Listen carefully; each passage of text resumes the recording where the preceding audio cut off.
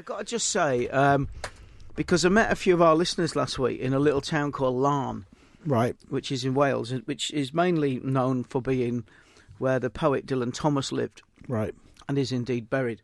And they've got this brilliant festival every year there, which is comedians, few bands. It's not really a music festival; it's a more literary festival. right.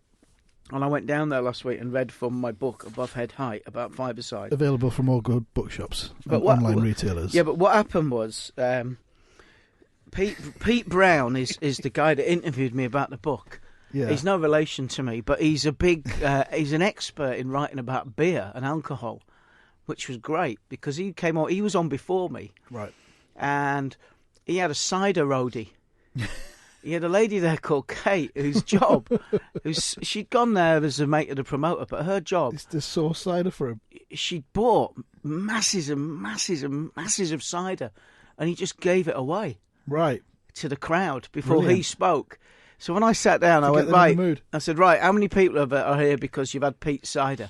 And like half the audience put their hands up. But it was a great icebreaker. Yeah. It meant it wasn't, I don't know, probably when you do the Atletico Mints, everyone's all vibed up because you already know the gags that come in. Well, we do two shows. We do a 7 o'clock and a 9 o'clock. And 9 o'clock is the booze show. Of course. Because everyone's had a few more before they come in. The booze cruise. Yeah, exactly. And so that went well. And then the next morning, they'd organised an authors or weekenders, sort of performers versus locals football match. Right. And I got told that they had a couple of good players, and one of the guys had had a trial for Wales. Right, an 18-year-old, he was a really handy player. So he showed up, and this is the first time I've actually played football to promote the book in a way, associated. Yeah. And I showed up on the Saturday morning. There was just me and John Williams, who writes a lot about crime. He's a crime expert, and he co-hosts and puts on the festival. So to get a team together, there's these fellas, there's 6 of them, they look rock. They're really big blokes. They've got really tight rugby union, those new modern rugby union, you know what I mean, the shirts. Yeah. Not like the big old baggy ones in the old days. Tight ones. Yeah, tight. And like I'm thinking, robots. we are going to get destroyed here. 2 of them are clearly in their late teens or early 20s. So first up, I got a little kid called Isaac who was kicking a ball around. And I'd given him, his fee was a bag of Haribo. So Isaac's keen. But what I know is from coaching kids, he's 11 years old, that he's 11-year-old kids are good at football if they're into it. Yeah. Yeah. So if he's there with his kit on, kicking around, and like there's 100 people from the village who come to watch. Right. Straight up. And so I got him, and then another fella showed up, Joe, whose dad's got the Dylan's bookshop, which is on a mobile in a van. So Joe, he comes in, he tits in, and another fella, Patrick, he goes, I'll have a game. I don't know these guys. And then it's the usual five-a-side stuff. Yeah, People but it was great. So out of pity, they gave us the goalkeeper Right. that they had. There was a fella called Charlie, who's an actor from Casualty, and he was a good keeper. So it balanced it out. We started. This is on a mushy green village. Like a village green. Yeah. At one end there was a playground, the other end there was a little river. Keith Allen, the actor. Yeah. Keith was the referee. Father of Lily. Father of Lily, of course. He was an Alfie. He was the referee. Right. Guess what the score was?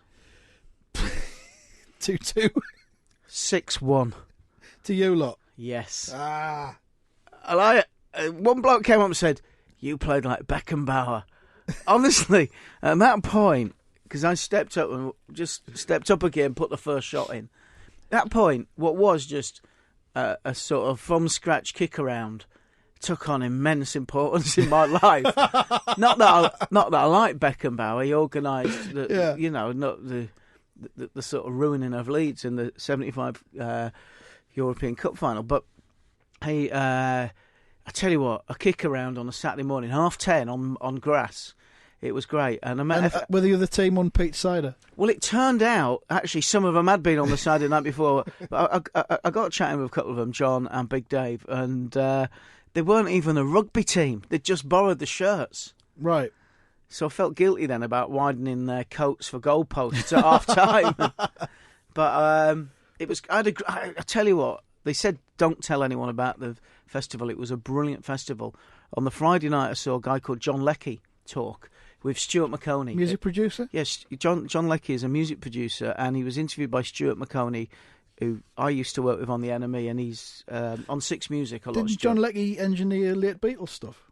John Leckie was fascinating. And the Stone Roses. The only reason I'm banging on about this is some of the listeners may be interested in music, but he produced the Stone Roses' first album. He worked more recently with Muse. His first day of a job working in the studio was at Abbey Road, aged about 18 or 19, maybe 20. He'd written after he left school for a job because it was down the road, and he got given a job as a tech op. His first day of work was Phil Spector producing George Harrison. His second job was the Plastic Ono Band with John Lennon, Yoko Ono, and all sorts of famous contributors, like Eric Clapton and so on. Yeah. And that was a brilliant talk because the guy's almost without ego, which is why you realise that for 50, 60 years or 50 years he's been producing very, very top bands. He's worked with Human League, The Fall, all sorts of great bands, and that was great. Then they had John Cooper Clarke on. Alexis Sale was down there.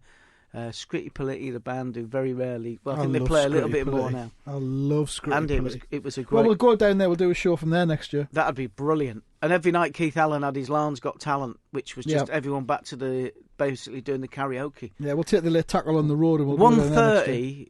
As you know, I am not a drinker anymore. But this is true. At 1:30 last Saturday night, I was singing a medley of Bay City Rollers songs with Irvin Welsh. Who I spent most of the weekend with, my own Irvin, and just these women were just looking at us like bizarre. What songs are these? But it was fantastic. So whilst you were on Mincing, I was down at Laugharne, and I didn't really have time in the show to talk about that because I wanted to bang on about it. Okay, right. Well, the podcast is about to come.